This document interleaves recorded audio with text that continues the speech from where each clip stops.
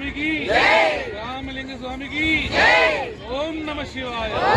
ఈరోజు మేము కీసరకి సేవకు వచ్చాము. శివరాత్రి సందర్భంగా ఫస్ట్ టైం మన ఛానల్ చూసేవాళ్ళు తప్పకుండా సబ్స్క్రైబ్ చేసుకోండి. మా వీడియోలు మీకు నచ్చినట్లయితే మీ ఫ్రెండ్స్ అండ్ రిలేటివ్స్కి షేర్ చేయండి. Thank you. ఈ కీసరగుట్ట స్థల పురాణం ప్రకారము రావణ సంహారం తర్వాత శ్రీరామచంద్రుడు పాప పరిహారం చేసుకోవడానికి కాశీకి వెళ్ళి శివలింగాన్ని తీసుకురమ్మని ఆంజనేయ స్వామికి చెప్పారంట.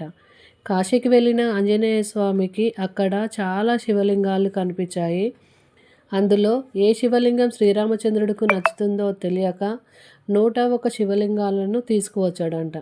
కానీ ఆంజనేయ స్వామి రావడానికి లేటు అవడంతో ముహూర్తానికి సమయానికి లేట్ అవుతుంది ఎట్లా అని అనుకుంటుండగా ఆ పరమశివుడు ప్రత్యక్షమై స్వయంగా రాములవారి చేతుల మీదుగా లింగ ప్రతిష్టాపన జరిపించడం జరిగింది.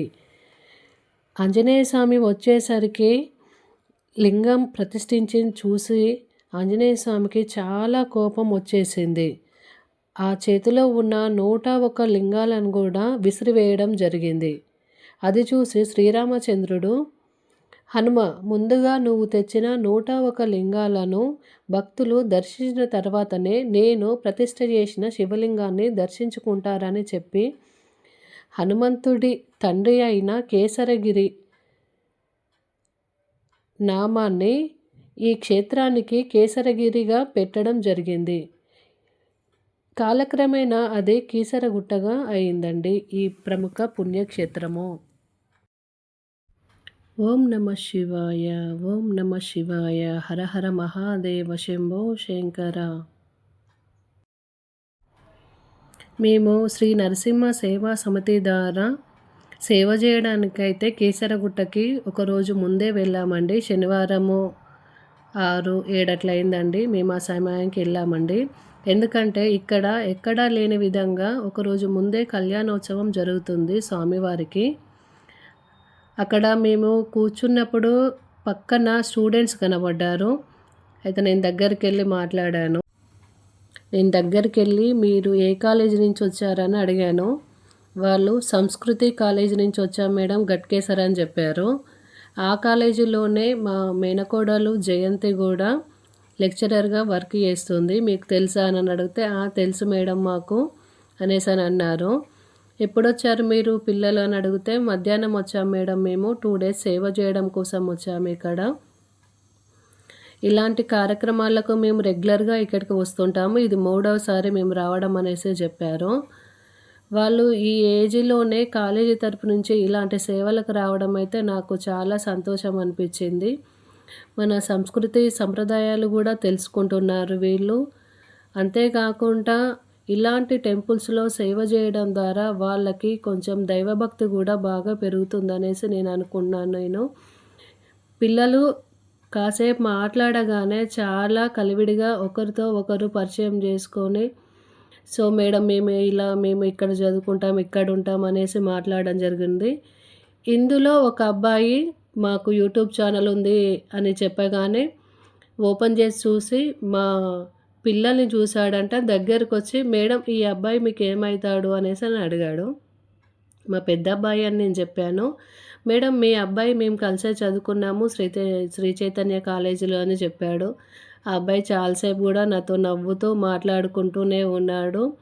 అంతేకాకుండా ఆ రోజంతా మేము ఆడ ఉన్నంతసేపు కూడా మాట్లాడుకుంటూనే ఉన్నాము.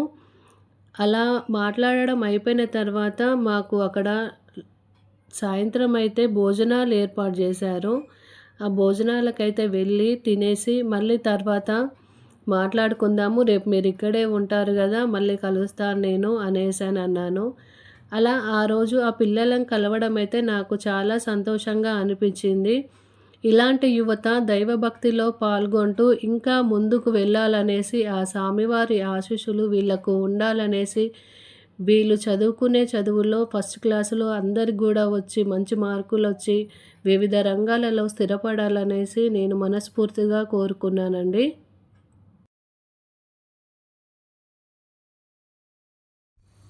ఇక మేము పొద్దున్నే 4 గంటలకే లేచి స్నానాలు అవి వేసుకొని అయితే పదండి వెళ్దాం దర్శనానికి అనేసి అయితే బయలుదేరాము. స్వామికి అయితే మాకు సేవ ఎక్కడ వేస్తారో తెలియదు అనేసి బయటనైతే ముందుగా మనము అభిషేకాలు అవి వేసుకొని లోపలికి వెళ్ళిపోతే మళ్ళీ బయటికి రావడానికి టైం పడుతుంది అనేసి మేము బయటనే అభిషేకాలు అర్చన అక్కడ పంతులు గారితో ఇట్లా చేయించుకొని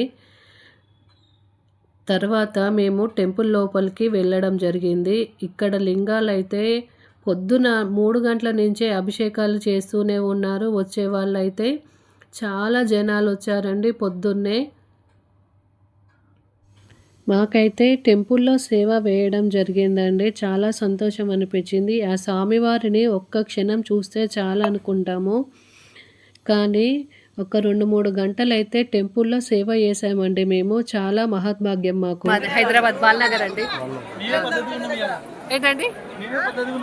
అవునా?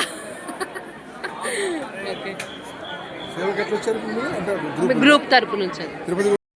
పబ్లిక్ చాలా అవుతారు, మళ్ళీ ప్రసాదాలకు ఇబ్బంది అవుతుంది అనేసి ప్రసాదం కౌంటర్కి అయితే వెళ్ళాను నేను. అక్కడ కాలేజ్ పిల్లలు అయితే ఉన్నారు. నేను లైన్ కడితే, రండి మేడం మీరు ఎందుకు లైన్లో నిల్చుంటారు, ఇలా రండి మీకు ప్రసాదం ముందుగానే ఇచ్చేస్తాను అనేసి అని అన్నారు. నేను ఆ లైన్లో నుంచి నేరుగా పిల్లలు ఉన్న కౌంటర్ దగ్గరికి అయితే వెళ్ళడం జరిగింది. పిల్లలు 1 నిమిషం నాతో మాట్లాడి ప్రసాదం అయితే తొందరగా నాకు ఇచ్చేశారండి. చాలా హ్యాపీగా అనిపించింది పిల్లలు నాతో మాట్లాడడం, అలా కలవడం. వాళ్ళు సండే నైట్ మొత్తం ఉండి మండే మార్నింగ్ వెళ్తామని చెప్పారు పిల్లలు.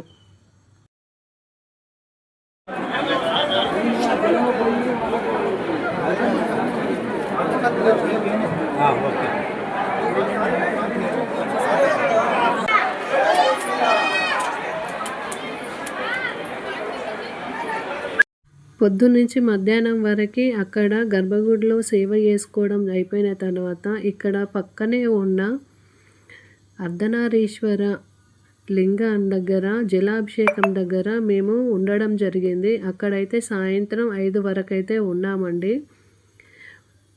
మా చిన్నప్పుడు శివరాత్రి అంటే మేము ఎక్కువగా భూ కైలాస్ పాత సినిమా చూసేవాళ్ళమండి. అందులో ఒక పాట నాకు చాలా గుర్తుండేది. దేవ దేవ ధవళాచల మందిర్ గంగాధర హర నమో నమో, దైవతలోక సుధాంబుధి హిమకర లోక శుభంకర నమో నమో, పాలిత కింకర భవన శంకర పాలిత కింకర భవన శంకర శంకరపుర హర నమో నమో, దురిత విమోచన పాల విలోచన దురిత విమోచన పాల విలోచన పరమదయాకర నమో నమో, పరమదయాకర నమో నమో, కరిచర్మాంబర చంద్రకళాధర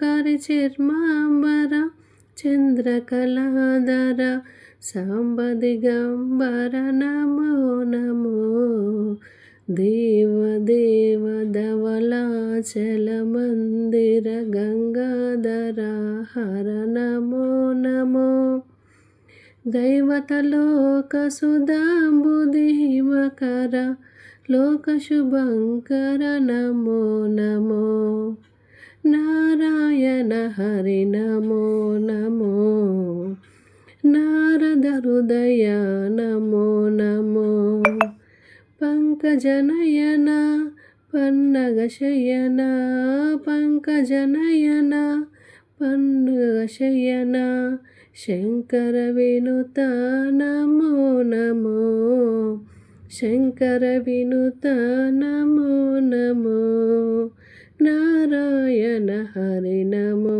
నమో.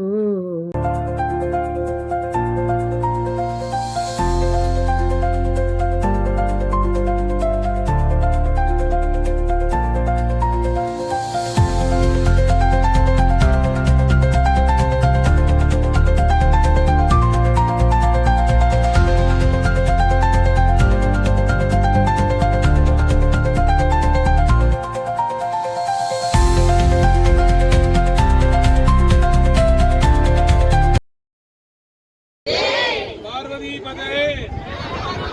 ఓం నమ శివాయ. ఓం నమ శివాయ.